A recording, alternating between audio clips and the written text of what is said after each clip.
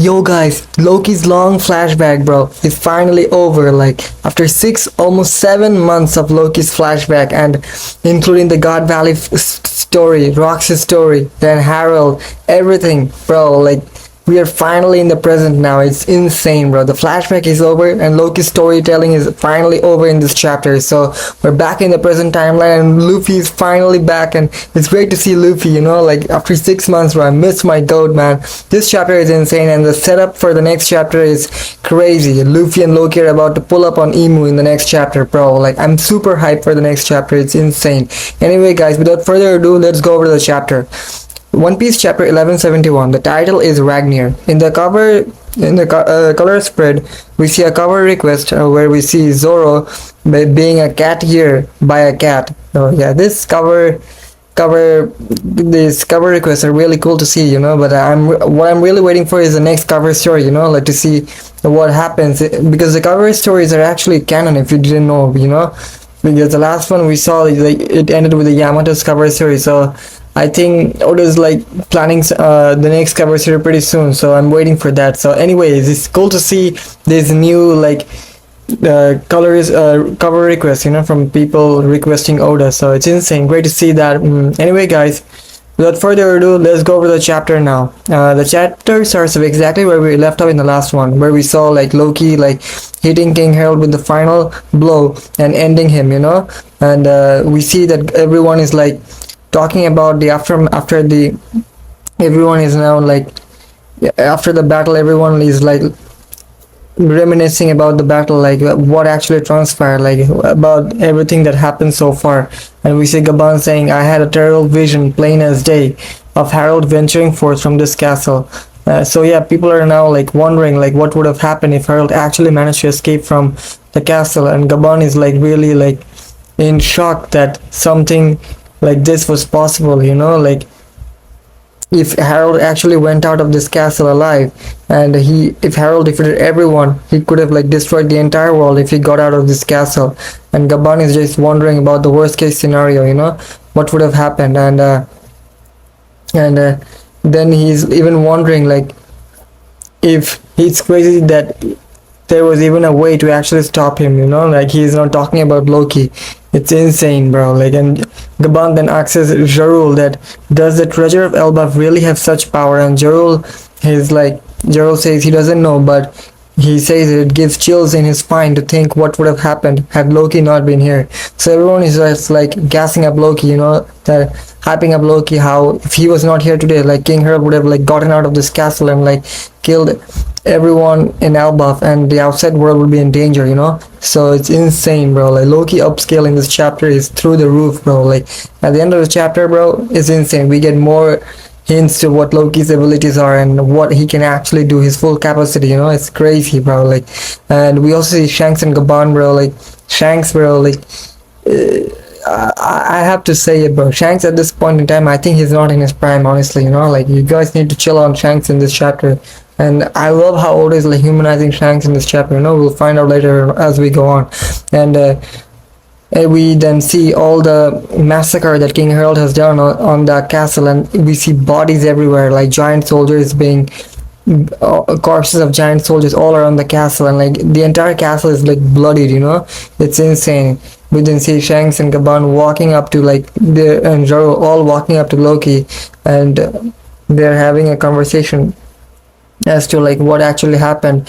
And in the meantime, we see Shanks having a flashback to his days as a holy knight, and where we see Shanks talking with King Harald. And Harald also told Shanks that once Harald, how Shanks is reminiscing about the time when Harald told him how Elbaph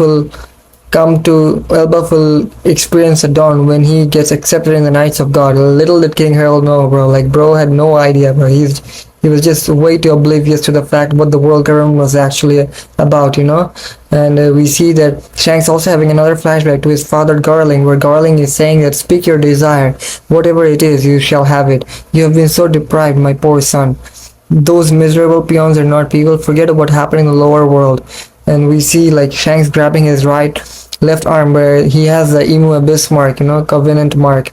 And we see Gaban trying to console Shanks, and Shanks is about to crash out, like, I don't know, this scene is like really confusing for me, like, because in the later in the chapter we find out that Emu suffers a crazy like recoil effect because of King Harald's death. Like, seemingly it's like Emu, and as Emu like gave power to King Harald after Loki like killed King Harald, like Emu suffered a backlash, so does this mean like Shanks is also like feeling the recoil effect of King Harald's death? Or yeah, or in the face value, you can just take it as that Shanks is hating the fact that he even got that mark, like he hates the world government, his family, and his lineage, and that's why like Shanks is grabbing his arm. And this is crazy to see, like, bro, like, just imagine, bro, like, I think Shanks was planning to like take off his left arm even years before he met Luffy, so that scene in Fuchsia village when like Shanks gave up his arm to save Luffy,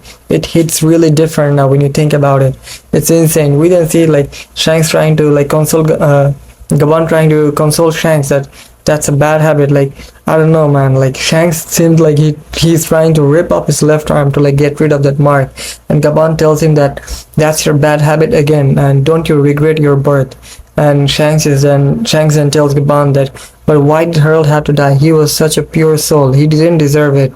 Then Shanks is like saying that if only I had been here faster. Then Gaban says that it's not your fault, you know it.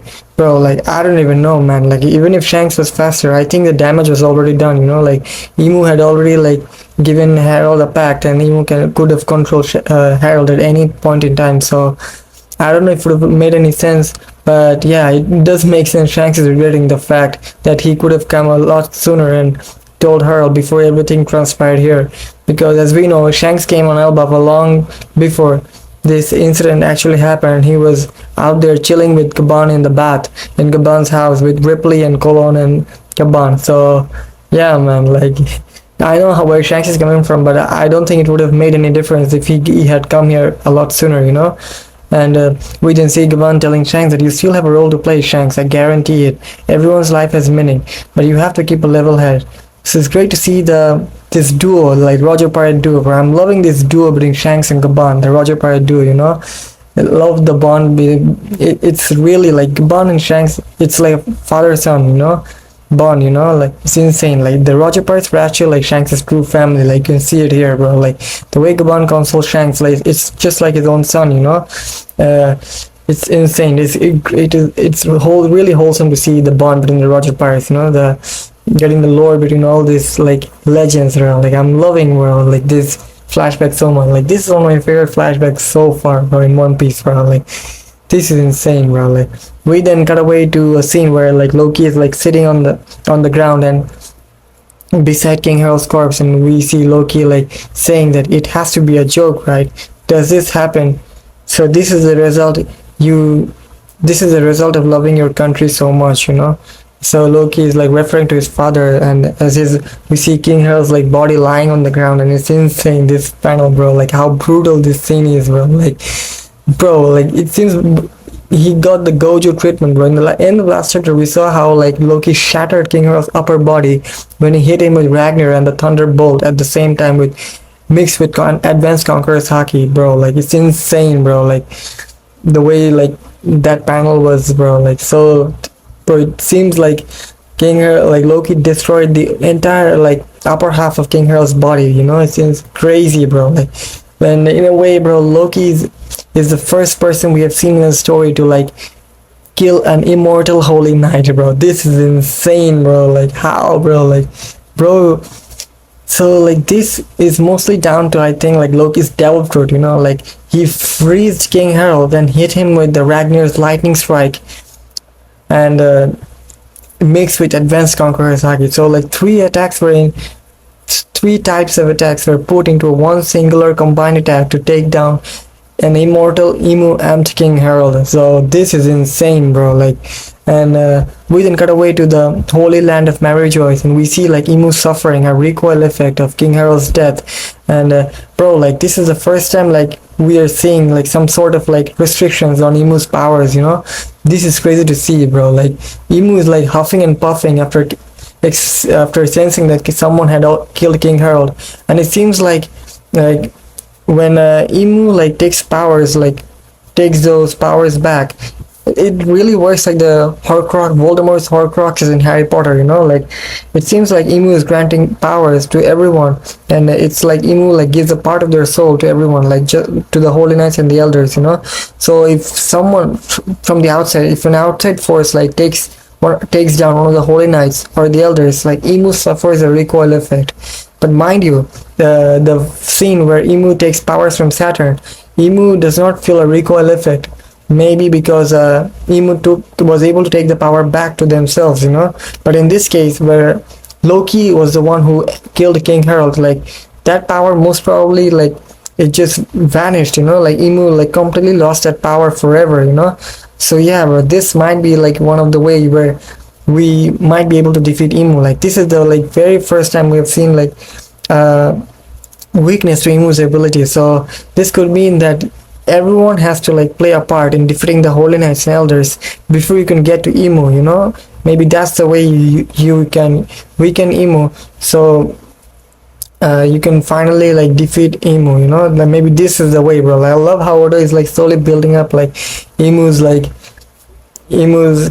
character development, you know. Like I'm loving this, bro. Like his power scalings, and yeah, bro, just imagine the final war. And the final war, Luffy's fighting Emu 1v1, and we have all the other characters fighting the Holy Knights and Elders respectively, and Luffy's like having to wait for everyone to like slowly take down all the other Holy Knights and Elders so that he can finally have a chance to defeat Emu. So in a way, everyone has to play a role in defeating Emu. So it's great to see how Oda is building this up, and I'm loving it. And anyways, we see that Emu saying that King Harald was one of the rare cases of ancient giant warrior who was very like who was obedient enough to like follow the world government, you know. Like Emu is like surprised there was ever a giant who would like follow the world government, you know. And Emu is also surprised that King Harald was an ancient giant warrior who was given a greater power, an immortal body.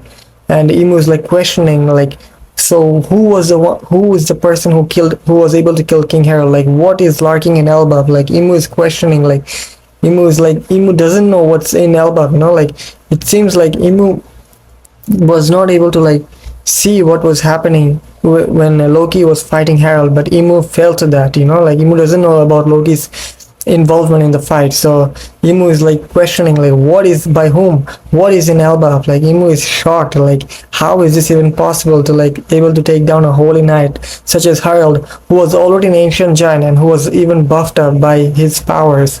So whatever is in Elbaph is something really dangerous to like Emu's control and Emu's rule, you know. So this is crazy, bro. Like Loki upscale, bro. Like it's insane, bro. Like, bro, this is probably the first time we have Loki is probably the second person after Joy Boy to like make Emu fear, you know. I don't know if you can call it fear, but because Emu like still seems very like nonchalant and chill with this situation, but you can see him huffing and puffing. So yes, clearly a Loki upscale here, bro. Like Loki, bro, I don't know, man. Where do you guys put Loki now, man? Like we didn't see Emu huffing and puffing after Emu tanked the attacks from Rox, Roger, Garp, Big Mom, Whitebeard, and Kaido.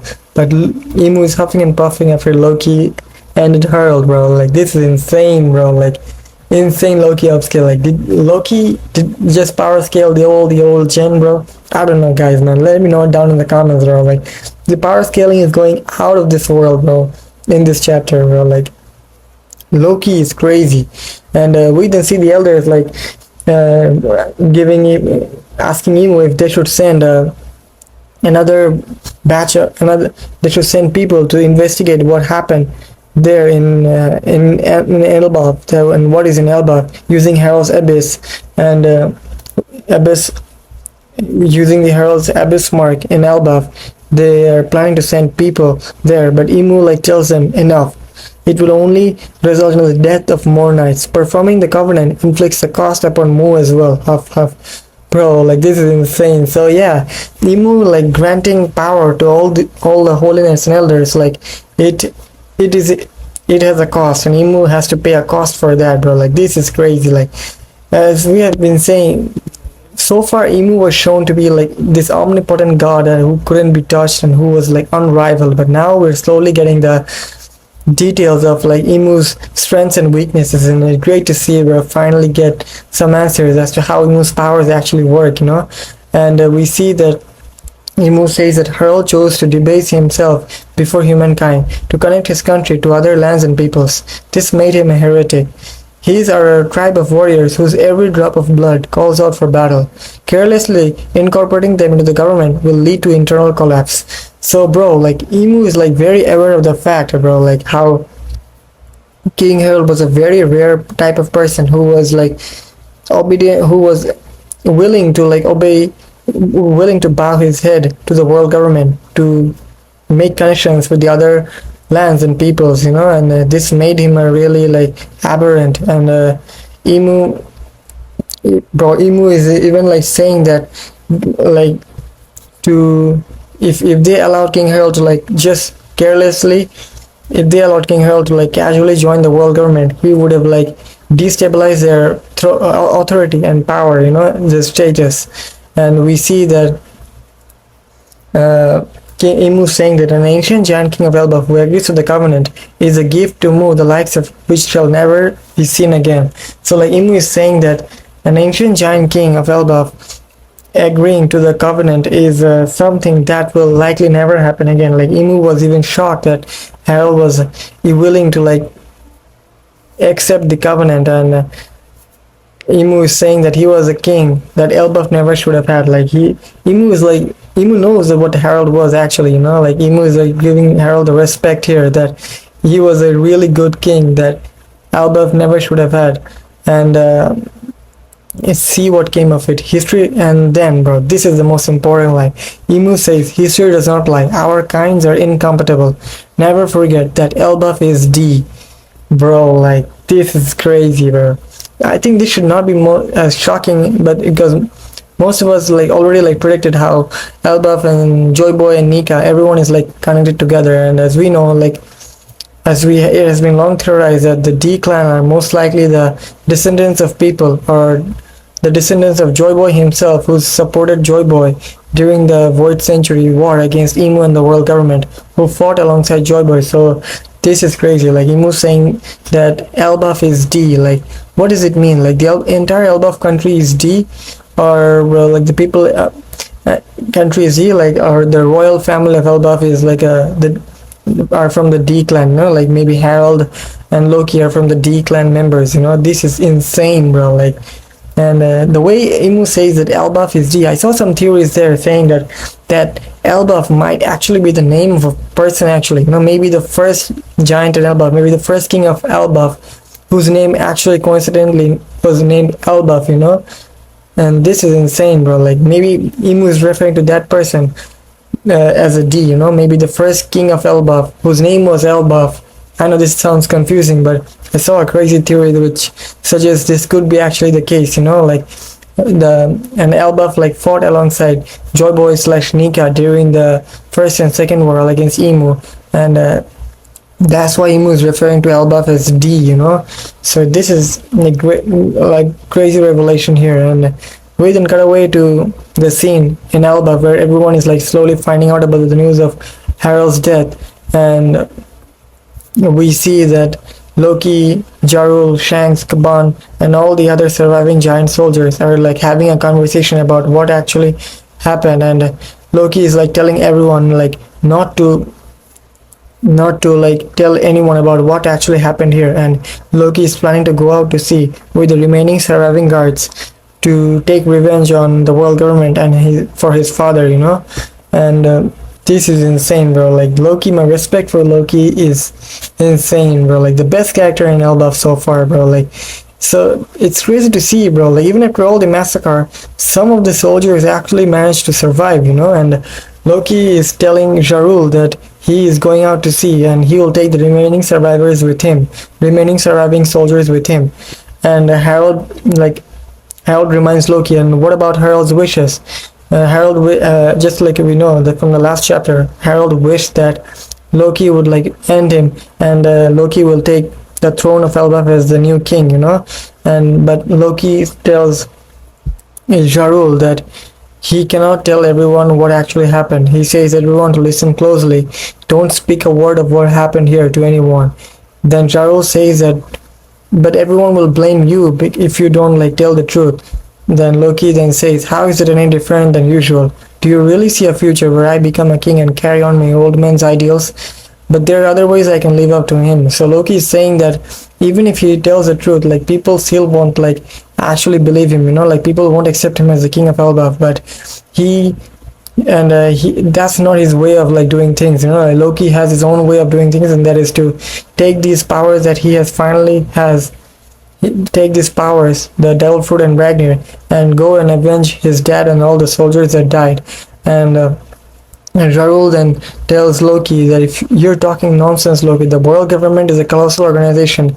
It's a task far beyond anything you can imagine. As we see Loki going off with all the surviving soldiers.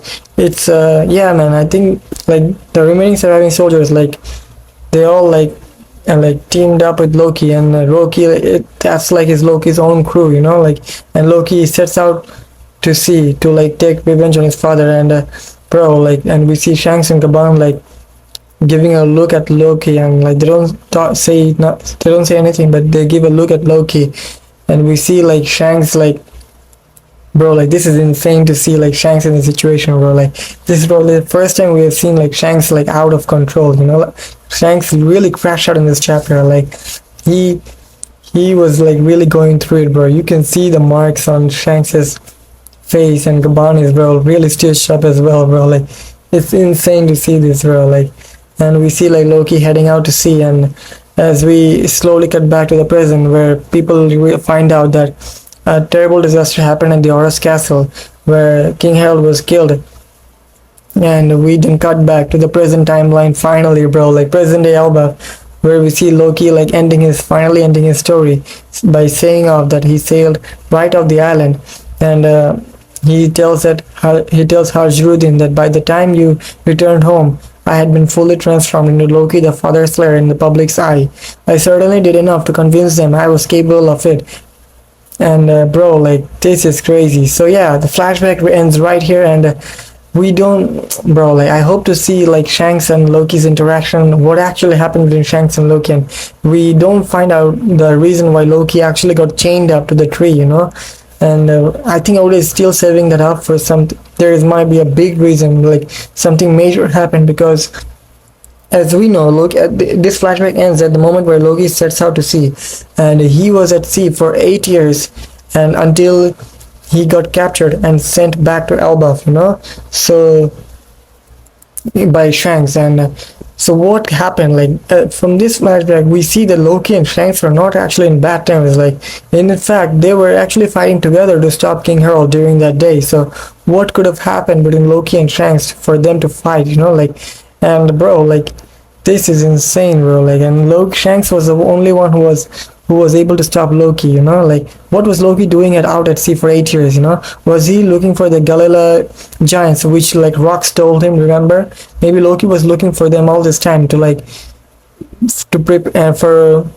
prepare his attack on the world government and Mary Joyce, and bro, I saw a theory that says that Shanks stopped Loki, like because Shanks told Loki that is not the right time to fight the world government, and he will not be able to take down the world government by himself. But Loki didn't listen to Shanks, and they had a fight, like maybe Shanks told Loki to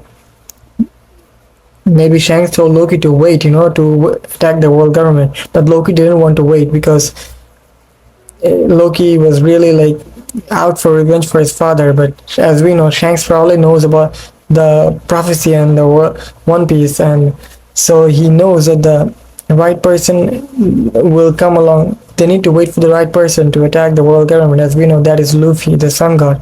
Maybe that's where Loki finds out about the sun god, and he says that he's the sun god. Maybe Shanks was the one who told him everything about the sun god, when the sun god will come, but Loki thought he's the sun god, and maybe that's why Shanks and Loki fought. And as we know right now that Loki actually had a crew, so it means that Shanks' crew and Loki's crew had fought some point before 8 years 6 years ago, and Shanks defeated Loki and chained him up to the tree, Adam tree. This is crazy, bro. Like, we didn't see like Loki like telling Hajrudin that what actually happened, and why he never even bragged about killing his father. So he should have understood that there was a deeper reason for it. And Loki says that he only did everything to protect the legacy of his father. Or he asks Hajrudin if he really should have told the world, everyone, about what actually happened. Like, would people still believe Loki after everything he had done? That's why Loki had to like pull up this facade of him like actually killing King Harald for the Delphoid and for taking the throne. And we see Gaban like supporting Loki, saying that it's all true, Hajrudin. And we finally see the goat Luffy, bro. Like, it's insane to see, bro. Luffy is like locked in, bro. Like, he was listening to Loki's full story, bro, without falling asleep. Like, this is insane character development from my goat, bro. Like, after 7 months, the goat Luffy, Monkey D. Luffy is finally back, bro. I'm so happy to see my glorious king, bro. Like, it's insane, bro. Like, look at this man, bro. Like, just imagine, bro. Like, I really hope that my head canon is that Gaban was the one who was telling the God Valley section of the story, and Luffy got to like learn about the legend Roxy's Bay, bro. I really hope Luffy knows about Roxy's Bay, bro. That would be crazy, bro. Like, just look at Luffy. Like, he's like taking in all this like crazy stuff that happened. Like, Luffy knows that Luffy is totally realizing that he has to fight a demon that even his grandfather, the Pirate King, and Shanks couldn't beat. So like, Luffy is locking in, bro. Like, my boy is serious, man. Like, we didn't see the Loki and Hajrudin like having their like misunderstanding sorted out, and Hajrudin says that now I understand why Chief Jarul argued for your clemency and continued to protect you. Bro, like, this is insane. So all these years, like, Shanks, Gaban, and Jarul all knew about what actually happened on that day, but they just kept quiet because Loki told them so. This is insane, bro. Like, Gaban was really playing along with Loki all this time, and oh my god, man. Like, this is insane, bro. Like, we see, like, we then see that Hajrudin saying that, in short, father chose death over the manipulations of the world government, and ever since then the government has been Elbaph's enemy. How did they manipulate him like that? And we see Gaban like saying that, as a matter of fact, these newly arrived Holy Knights of God played a pivotal role in Harald's story, but Loki still doesn't know what exactly happened to Harald in the Holy Land. If you need more details, I can explain. And we then see Hajrudin saying that won't be necessary for now, Mr. Yasan. I don't need a reason to protect my homeland. We see Gerd, Road, Strusen, Hajrudin, Zoro, and Sanji, bro. Like, everyone is like locking in to like finally get ready for action against Imu and the Holy Knights in the Sun Realm, and it's insane, bro. Like, so this story actually like took, I think, 3 minutes, like, and because we see that the ship which was supposed to take Zoro, Sanji, and the other giant warrior pirates to the Sun Realm earlier, they actually didn't go off yet, and they were just preparing to like set up, and they were all hearing Loki's story as well. So this is insane. So it's great to see Zoro and Sanji finally back in action again, bro. Like, it's finally, I'm so happy to see all the like main cast back in action, and we see that Hajrudin finally freeing Loki, and he apologizes to Loki for all these years and for misunderstanding Loki. And it's insane to see the bond between the brothers, like, people forget, but Hajrudin is actually the older brother of Loki. So it's great to see like Loki finally having a good like understanding with his older brother, because Hajrudin is most like probably his like last surviving family member. Like, my boy Loki lost his only mother figure he ever cared about, and then he lost his idol Roxy Zebek. He was forced to like kill his father to save Elbaph. My man Loki hasn't been able to catch a break for a long time, so it's great to see like Hajrudin and Loki finally bonding together. And I'm so happy for Loki. Like, he's finally free, and Hajrudin like finally unlocks his chains and apologizes to Loki. And we see Luffy is finally happy, just like all of us. And Luffy is just like happy to see Loki free, and like he can't wait to see like Loki fight. Like, Luffy is like, bro, Luffy is just like every One Piece reader right now. Trying to see Loki go all out and like show us his full arsenal, you know. And we see at that moment suddenly a dragon monster falls into the underworld of Elbaph from the sun realm, and we see that monster is like huge, bro. The dragon, the killing him, so like dream monster. This is one of the dream monster, and it fell from the sun realm, and we see that it is huge, bro. Like it is 10 times the size of Loki, bro. Like it's insane, and everyone's like shocked that where did it come from? Is that the dragon?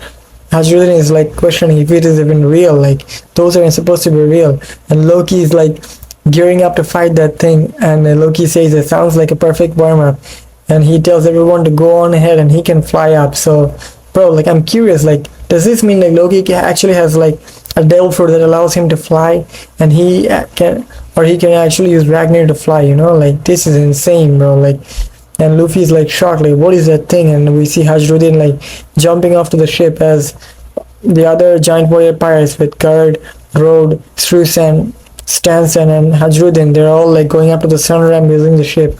And we see Zoro and Sanji there as well, as the giant warrior pirates are like, they all like apologize to Loki, and Loki is like being nonchalant, and he's saying that I don't need all of your sympathies, bro. Just go on ahead. No, I didn't ask for any of this. And bro, like it's great to see everyone like saying sorry to Loki for all these years, like for misunderstanding him. And yeah, bro, this is wholesome to see. I'm so happy for Loki, bro. And Chopper then says that that's the monster that has been rampaging up above in the sun realm. So yeah, bro, everyone's like now gearing up for action, bro. And this is crazy setup for the next chapter, you know. And we then see like Loki like finally standing up, and he says, "This is amazing. I can move again. I'm finally free."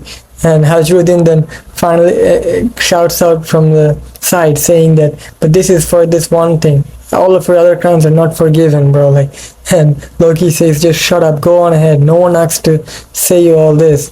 And we then see everyone like is watching Loki, as we see like Chopper, Gaban like tells Chopper that, "Hey, ship doctor, I appreciate your help here, but Gaban tells Chopper that he is concerned about his son, so he also wants to go to the sun realm.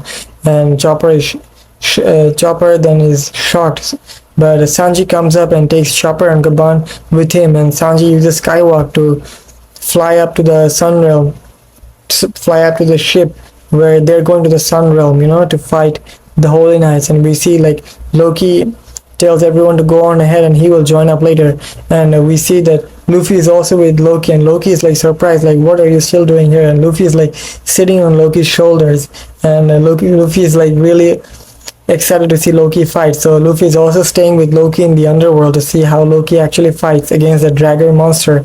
And we see Loki like charging up his hammer, and he goes flying up and he hits that dragon monster with his hammer, and he freezes the entire like dragon monster.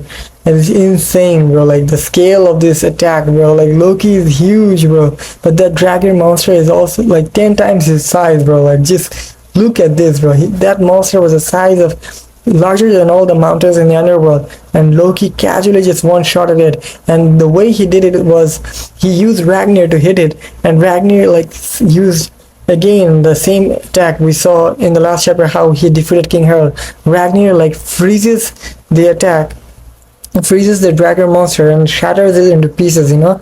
Loki shouts Nilfheim, bro, like primordial world, bro. Loki's first named attack, it is Nilfheim, and he freezes the monster and breaks it into pieces with his Ragnar hammer, and it's insane. So yeah, bro, like this power is actually from Ragnar, you know. Like this is not even Loki's teleporter power. So everything we've seen Loki do so far has been from Ragnar, you know. So Ragnar has the power to like to summon lightning attacks, and now we find out it also has the power, ice powers, which can freeze the opponents, bro. Like this is insane. Ragnar alone is a Yonko level character, bro. Like oh my goodness, man. Like Loki is busted now. Like this is, and we haven't even come to like Loki's teleporter abilities, bro. Like what that zone form is and what it can actually do, bro. Like this is insane.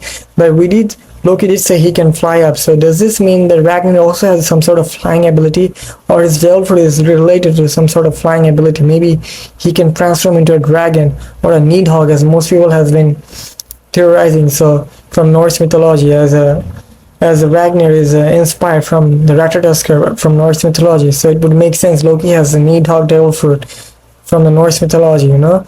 This is insane. And Luffy is like watching Loki as he one-shots the monster, and Luffy is shocked. Like, he's so excited to see like Loki fight, you know, like Luffy, and he destroys the monster in one shot, bro. Like, Loki is insane, bro. Like, oh my god, bro. Like, so yeah, everyone is pulling. That's the end of the chapter, and we see everyone going up to the Sun Realm now. Like, this is insane. It's about to get really crazy from here on out, guys. I'm telling you, bro. Like, Luffy and Loki are about to fight Emu in as early as next chapter. So gear up, everyone. Luffy is finally about to face up against Emu, the main character and the final, most likely the final villain of the story, bro. The stakes doesn't go any higher than this, bro. Like, this is insane. I'm so hyped for the next chapter. And yeah, guys, bro, like, let me know down in the comments what do you guys think about this chapter. And thank you for watching the videos, and I'll see you in the next one. Peace out.